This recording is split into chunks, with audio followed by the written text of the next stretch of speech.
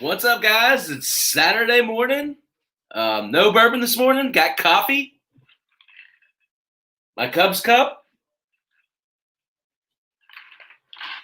Chappy here. Chappy on Saturday morning. We're going to talk some DFS today, among other things. Not just DFS, but it's going to be DFS minded. So welcome. Chaps Fantasy Chats, usually Tuesday nights at 7 on the Lenny Melnick Fantasy Sports Network.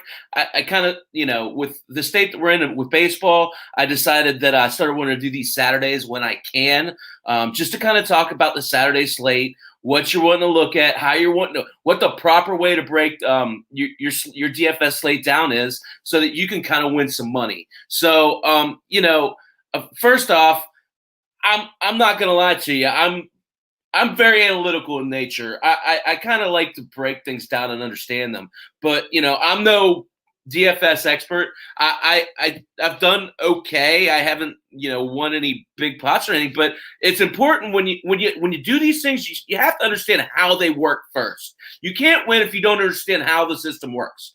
So we're going to learn this together. We're going to talk about this on Saturdays. We're going to talk about specific matchups today predominantly. But first, I want to start with an overview about how these players are winning. So I run a couple small $2 and $5 entry leagues that I run with my friends. So, I have that up there in the chat room. I'll put it back up again. But yeah, it's just for fun. And you win, you get $18. So I'm doing that. But the first point I want to say is when you're doing stuff like that, it's important when you have a lineup and you're in a small league like that, throw it in another lineup. Throw it in a bigger contest, right? Because some of these contests, my buddy Rob Musgrove the other day, he put out a lineup. I think he scored 227 points. Now, that sounds like a lot. But when you put it in perspective, just for example, last night, the small contest I was in, first place got $50,000. Now, this is a $5 contest. But again, if you're playing like Andrea, Rob, Vic, all you guys that we're playing this, Tim, all you guys we're playing in a small contest with, please, when you do these, you're playing for fun. But if you hit on a really good now I'm not saying go out and throw 100 contests into it's not feasible.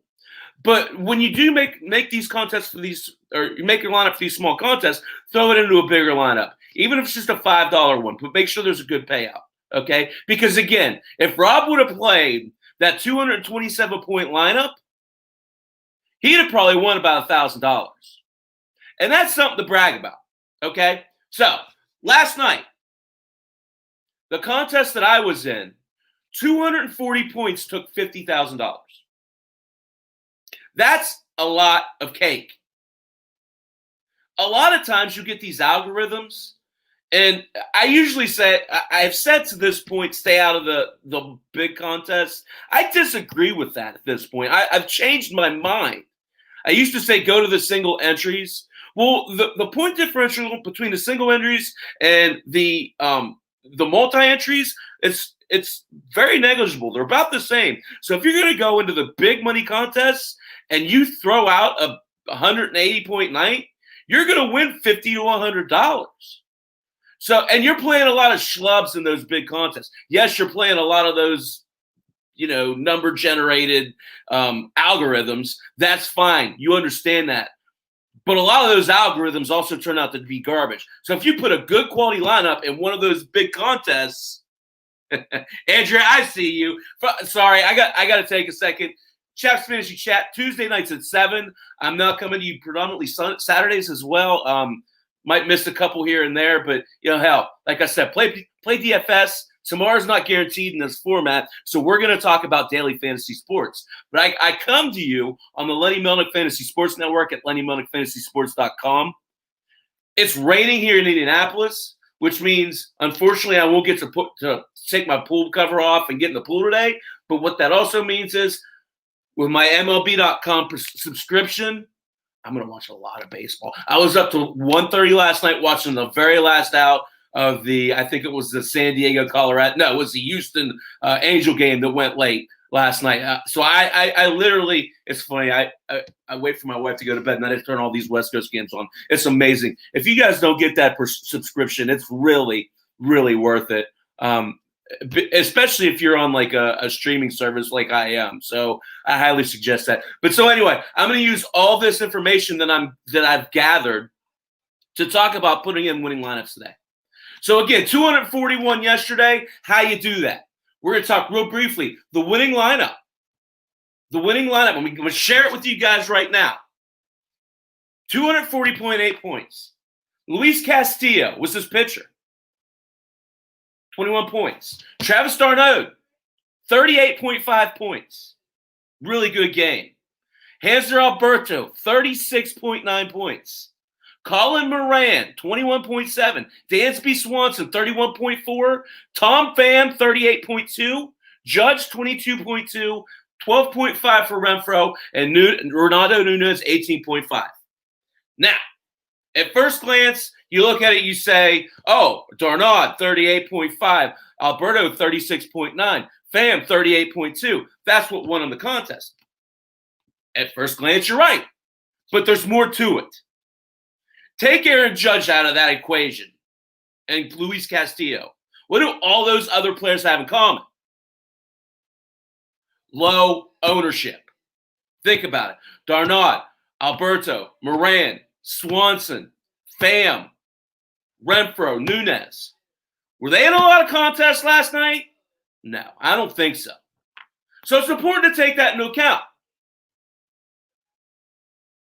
So, what we've learned, get in the right contests and don't go chalk. But don't go chalk and pick the right players. We're going to discuss that. Okay, get into the right players. So again, what we must know first off is weather. Weather and suspensions, if you will. Andrea said it earlier. St. Louis and Milwaukee is now added to the list of postponed games. Just this quick glance, you go to MLBDailyLineups.com. They give you the breakdown of who's playing that day and what the weather forecast is. It's a really nice site and easy to go to. You can get a lot of good information off of that. But so I've done that for today. What we're looking at is 3 games canceled because of COVID. Toronto and Philly, Washington, Miami, St. Louis and Milwaukee. Take them off your blip. You don't have to worry about it. You also want to check the weather when you're on that site. I've taken that liberty to do that for us. There were 3 games last night when I started this that might have been in question. They've all been given clear. They're now under Cleveland, Minnesota is the closest thing to a something we want to watch, but there's just an 18% chance of rain. Okay? Now, we figured out who's playing. We figured out where we want to be. We figured out our strategy. Let's start with the pitchers. What pitchers are we looking at today, guys? And why are we looking at them? Now, I'm going to talk about pitcher versus batter and all that stuff. I'm going to break that down. But again, that only gets you so far. You really have to think about what you're dealing with. There's going to be some instances here that these guys have good pitcher versus batter statistics, but you don't want to use them because something. And we'll talk about that. But for today, you got to start with the pitchers. I'm a firm believer in pitching that you don't want to – you want to go as cheap as you can and feel safe about the pitchers you have. Today is a little weird. I'm not going to lie to you, okay? So first off, I got a late slate, and I think the only game that's taken out – I don't have that in front of me. There's only one 110 game, and I think that's the Cubs. No, it's not it's the Reds. Help me out, Andrew. I forget what that is. I have Tyler Chatwood as well. Talk about him in a second, Andrew. So, again, if you're watching on Facebook, I'm interacting with my folks over at LMFS, Lenny Melnick Fantasy Sports Network, at LennyMelnickFantasySports.com. If you're over on the website, I'm also video casting from StreamYard into Facebook and a whole bunch of other crap that I don't understand. So, anyway, who are our pitchers? This is our bedrock. You're not going to win if you don't have a pitcher that's going to give you quality numbers. We're wanting for it doesn't if you're not going to take an ace, you're looking for around 30 points out of your pitcher, but it allows you to add offense later. Okay, so the pitchers I'm targeting today, number 1, Julio Arias.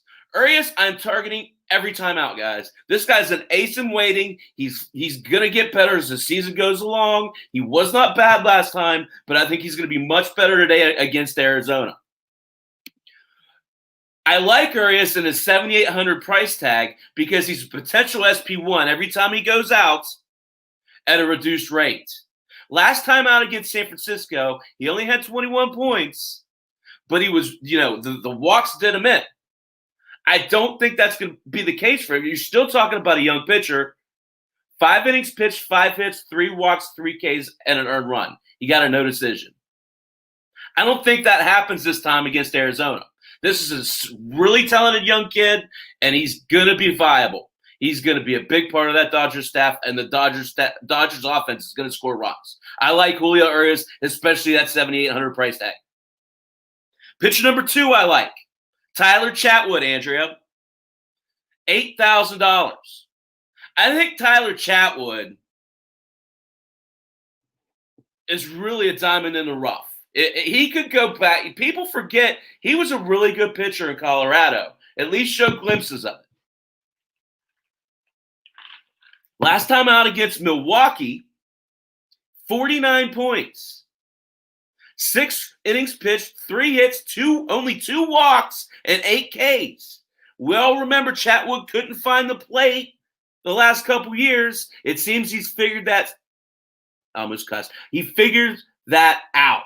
8 Ks, an earned run, a win, and a quality start. He's playing the Pirates today, guys. This is a must play. If you have multiple lineups, you have to have a taste of Chatwood in there. Kenta Maeda at $7,900. Last time out against the White Sox, he had 33 points. 5 innings pitched, 4 hits, a walk, 6 Ks, an earned run, and a win.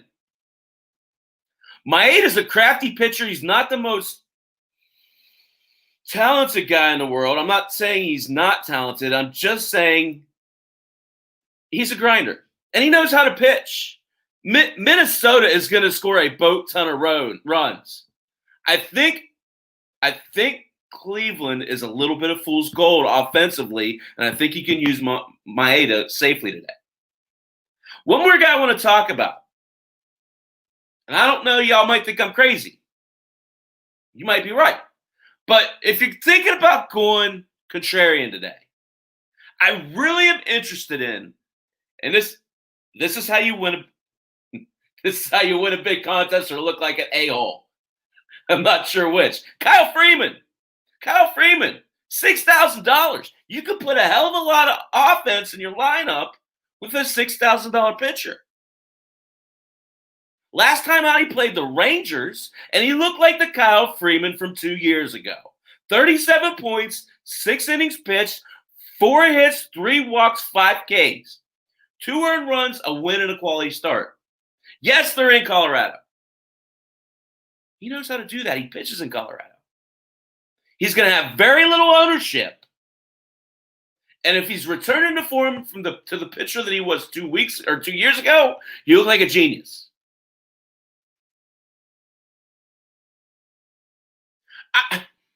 Again, on this slate, DK, he's kind of the best option.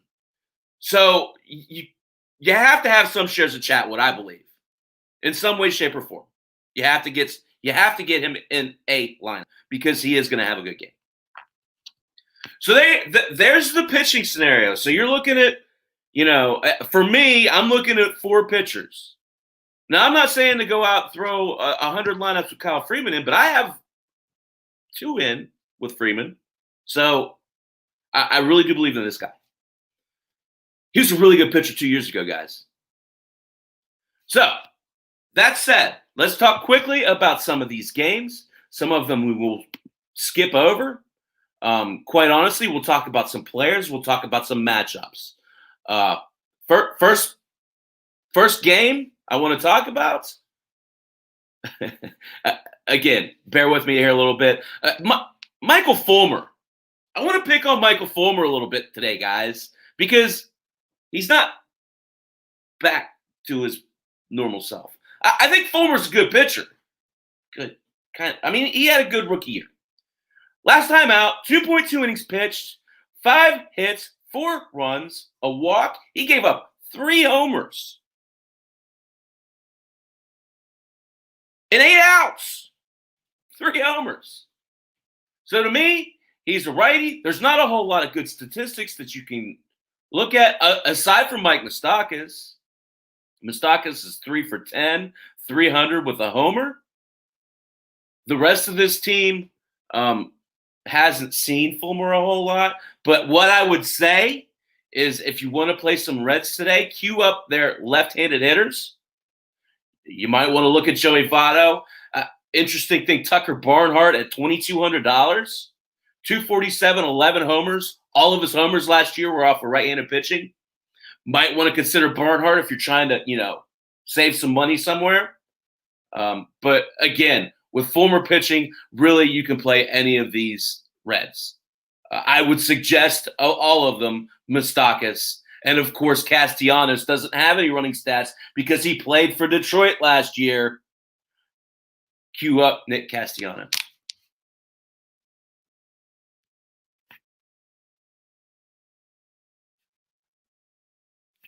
Gio Gonzalez at KC. Not really a whole lot to talk about here other than Ronald Bolanos. He's not stretched out, and that's not usually good when you're playing an offense like the White Sox. So I really am interested. I really am interested in the White Sox in this matchup. Not so much today, KC. Maikel Franco is cooling down a little bit. He's over his last 9. Now, that could be an indicator that he's due, or it could be an indicator that he's lost some of his helium. 286, 2 homers, 3 runs, 7 RBIs in his first 6 games. Zips in his last 2. Just something to think about. Alex Gordon has done well against Gio. 4 for 12, 2 doubles and a homer. Not suggesting him though. Just not a whole lot on that side of the ball. But again, as far as Ronald Bolanos, I don't know a whole lot about him, but I would feel pretty confident taking a chance on Luis Robert. I'll say it that way because I can. Eloy Jimenez. If you want to start really any of those White Sox bats, I think, again, today might be a good day to do it against, a newly acquired rookie pitcher for the Royals. Nick Madrigal made his debut last night, went 0 for 3, hit 9th. He might be another option. Again, as Lenny said at 9 o'clock this morning, he is a very good bat-to-ball player, and I don't imagine he'll go 0 for 3. Of course, he'll go 0 for 3 a lot, but he's going to hit is the point, okay? Zach Greinke, playing the Angels. Zach Greinke is 6-3 with a 3.04 ERA all time versus the Angels. It's a pretty good record. So pitcher versus batter. Here we're going to talk about fool's gold a little bit because when you look at the pitcher versus batter for the Angels against Greinke, 2 guys kind of stick out a little bit. Justin Upton and Albert Pujols. Upton's 12 of 34. That's a 353 average. 2 doubles, a triple, and 3 home runs. While Pujols is 14 of 38, 6 doubles and a homer. But keep in mind, both of those guys are on the south side of their career. They are past their prime, so that might be a little – and, pitchers age more gracefully than batters do generally. So Greinke is not the youngest guy in general either, but he still seems to be pitching at a pretty high output. Hey, King Hap, welcome, brother. Welcome, Beantown crew. I know you guys are at the pool. Thanks for having me in. I hope you're enjoying the content. While you're there fiddling around on your phones, put a lineup in, win you some money today, okay? Again, if you have any feedback, guys that you like, guys that you think are sleepers for you, you guys at Boston are going to like this in a little bit. Let me get to it, though. So again, Greinke against the Angels, I think you could play him. He's a little bit high priced for me, but again, against the Angels, he's fared pretty well. On the other side, is some you could queue up a Houston stack pretty easily today. Griffin Canning's a pretty good pitcher, but I don't think they're ready for what he's ready for what the Astros are going to bring to him. I would suggest in particular, Michael Brantley and Carlos Correa, just because how they're doing. It does absolutely, DK. It hurts them. They're very beleaguered without Trout. It just turns them into a totally different team.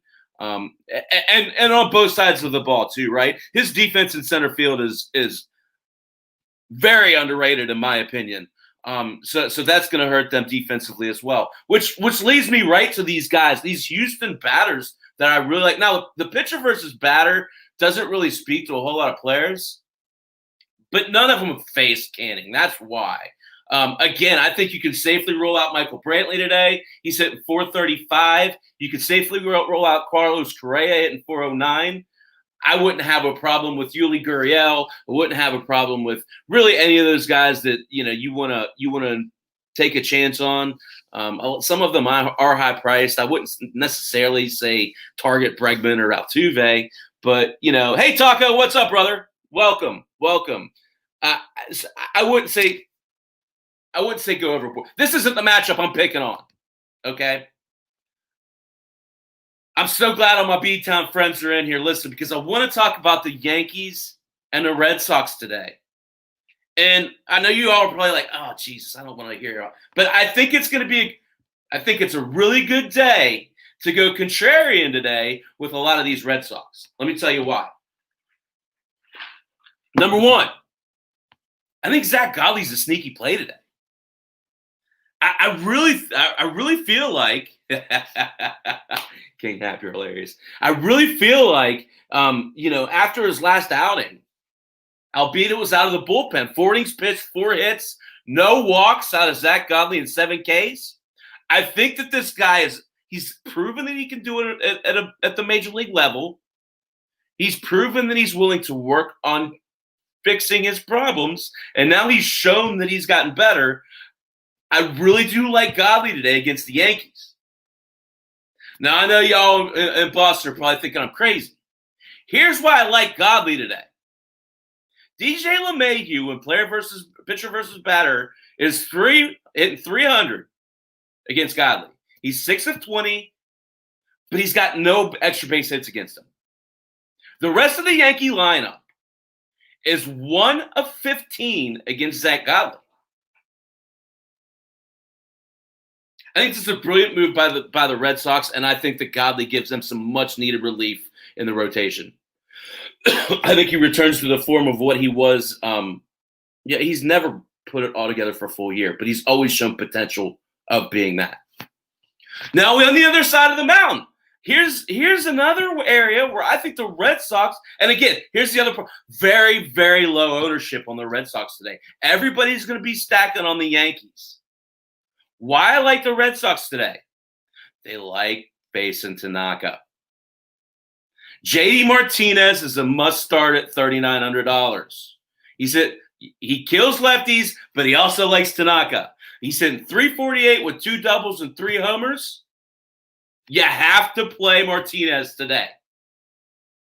Xander Bogaerts is borderline must start as well. 302, 8 of 23 with 2 doubles and 3 home runs against Tanaka. And also Rafa Devers hitting 467, 7 of 15 with a double and a homer. You have to get some sort of exposure to those 3 players today. Xander and Rafa will be low owned. JD probably will be pretty highly owned. Here's the free advice of the day, guys. Pick on Touki Toussaint. Roll out every freaking Met that's going to be out there to play today. Every one of them. Touki Toussaint can't find the plate. He doesn't have command. The Braves bullpen pitched 4.2 innings last night and gave up 4 runs. Of course, Shashin gave them all up. Aside from that, they did pretty well.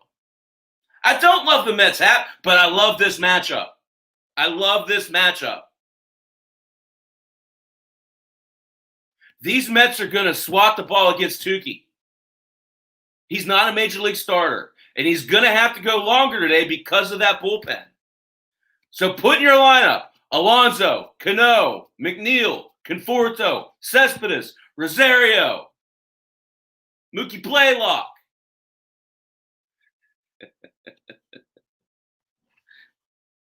Anyway, I love the Mets. Roll as many of them out. That's my advice for you. If you take nothing away from that, the Mets are the play today. Tukey can't find the plate. Another team I want to talk about. I want to talk about the Indians. I'm going to pick on the Indians today, guys. Why? Newsflash, the Twins are really good on offense. Really flipping good on offense. That's why that performance by Shane Bieber was so impressive the other night. They've been a buzzsaw for every other pitcher this year. They made Clevenger look like a freaking JV pitcher yesterday. And Carrasco's not as good as Clevenger. The Twins are going to light these guys up today.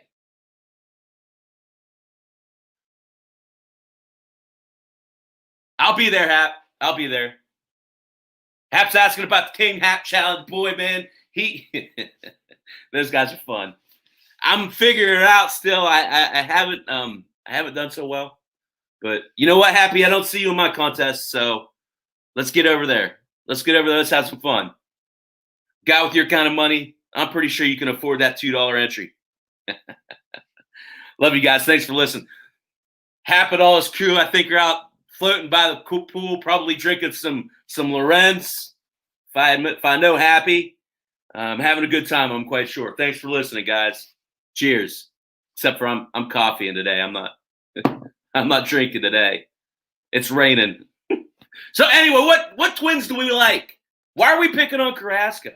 So first off, let's talk about yesterday in Clevenger. The Twins shredded Clevenger. 4 innings pitched, 6 hits, 4 runs, 4 earns. Clevenger walked 5 batters. And he had 5 Ks. He gave up 2 homers. Again, the Twins are going to beat up on even really good pitching this year. Nelly Cruz is where you start. That's where you start. 10, it's funny, you do these every day. Nelly Cruz has killed everybody. 10 for 27, that's a 370 average. 3 doubles and 4 homers. 7 of those 10 hits have been for extra bases. I love Nelly Cruz. He has to be the cornerstone of your offense today. But here's the thing. I want to talk about the ripple effect just a little bit. So what happens is these guys that are really good and these pitchers know that they kill them. Oftentimes they go into these games and they avoid that player. They don't pitch to him. And that's where you kind of get screwed a little bit with the 0 for 3s. But what happens to that? When you've had a player that's been hot, you want to pivot away from them in the lineup, and you want to go to the guys hitting before and after him. Because if you're not going to pitch to Nelson Cruz, you're sure shit going to have to pitch to Josh Donaldson and Jorge Polanco. That makes them plays. Right? So, let's talk about it. Josh Donaldson, not talking about his PVP. He's only faced twice Carrasco. No, 9 at bats. Sorry, misread that. 4 of 9. But he's got a double and 2 homers. So that means he sees him well. Right? So 444 is his average. He hasn't played him a whole lot. But I like Donaldson today. The other guy that again, these guys are lurking because of the presence of Nelly Cruz. Donaldson and Polanco. Polanco, 9 of 19, a double. He's hitting 3rd this year, guys. Donaldson's hitting 2nd. That's big. That means more homers. I tell you, that means he's undervalued. I think he's $3,200. I had it written down. Sorry. Anyway, he's a good value in DFS, especially today. You have to get some exposure to these three players, in my humble opinion. Talked about Kenta Maeda earlier. I think he's a sneaky play. Tyler Glasnow is amazing. I don't really have much on him other than, he and Bieber to me are the two best pitchers going right now. One more thing I want to talk about. I want to talk about the Dodgers. Again, I talked about Arias earlier. I'm not going to spend a whole lot of time on that other than his pure talent, and he has the fact to give you a top 5 pitching performance every time he goes out on the mound. I don't want to talk about that. What I do want to talk about is the importance of looking at team stats periodically, because when you look at team stats – now, when you go and you fill your lineup out, you see – what do you see? You see Mookie Betts at the top of the outfield lineup. You see Cody Bellinger at the top. You look at them and you think these guys are so damn good. Go look at the team stats. It's important. Now, I know things can change quickly. Freddie Freeman raised his average 200 and something points the other day on one day. I know these guys are capable of doing that. But here's what I want to tell you.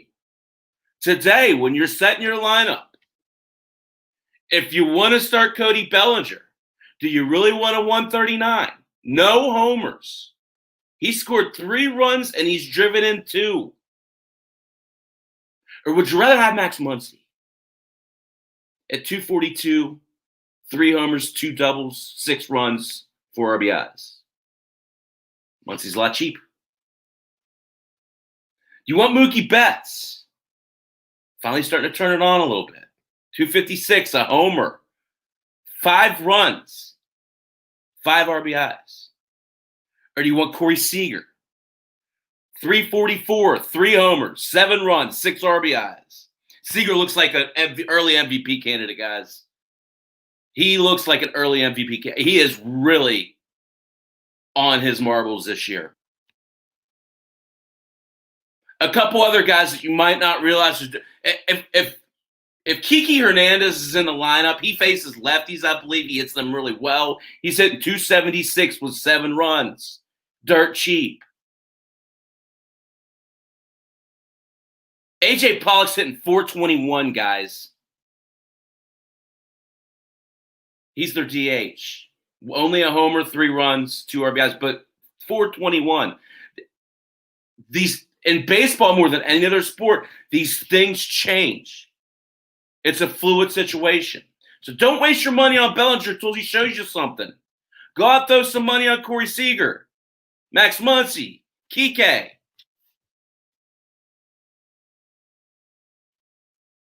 Want to talk about the Padres, and then I'm going to jump off of here. Chappy here, Chaps Fantasy Chat, Tuesday nights at 7. Lenny Melnick, FantasySports.com. Follow me on Twitter, Chappy's Locks, or Chappy's Fantasy Chat. Love doing this stuff. I'll tell you, this is so great. Play DFS today because you don't know if we're going to get to play a full season this year. Just go and throw a lineup in. I'll send the link after the show. I want to talk about the Padres because it's important to understand, one, how good they are and how underrated they are, but 2, where they're generating their success early on. First off today, I want to talk about that game. I really like Arenado this day. I really like Story. They both traditionally killed Lucchesi. 368 for Arenado with two homers. Story has 2 homers. He's just at 286, but he's also got 2 doubles. I really suggest both of those guys, again, in Colorado. I'm not going to go Colorado crazy today. I did have a fairly good exposure to them last night. Who I do like today, though, you have to have lineups with Fernando Tatis Jr. in it. He's just that good. 313, 2 homers, 2 doubles, and a triple, 7 runs, 9 RBIs. He's stolen 3 bases. This guy is just an everyday fantasy producer. No doubt about it. Have to play him. Have to make sure you have some exposure to him. Tommy Pham, 5 stolen bases. He's 267. This guy's a real sleeper in terms of he's kind of hitting in the middle of that lineup. And he's going to get the opportunity to run, obviously. He's a real wild card for them. But the two big guys that I think are probably the most important for them, and they come from totally different perspectives, which I love. The first guy, the grizzled old veteran, the guy that Lenny Melnick loves, his man crush, Will Myers, quietly putting together a really solid year there. He's hitting 259, 2 homers, 5 runs, 3 doubles, 5 RBIs, and a stolen base. He's cheap on DFS. That's why he's a good play. And the other guy that's really important to know about is Trent Grisham. It's the last guy I'm going to talk about today. But you have to know Trent Grisham is a homer stolen base threat. 2 homers, 2 stolen bases. And he's got everyday playing time there in San Diego. And he's hitting 2. I really like Trent Grisham. I think he's a sneaky play in general. And today, because they're in Colorado. So there you have it. Chaps Fantasy Chat. Saturday's chats. However the heck you want to call it.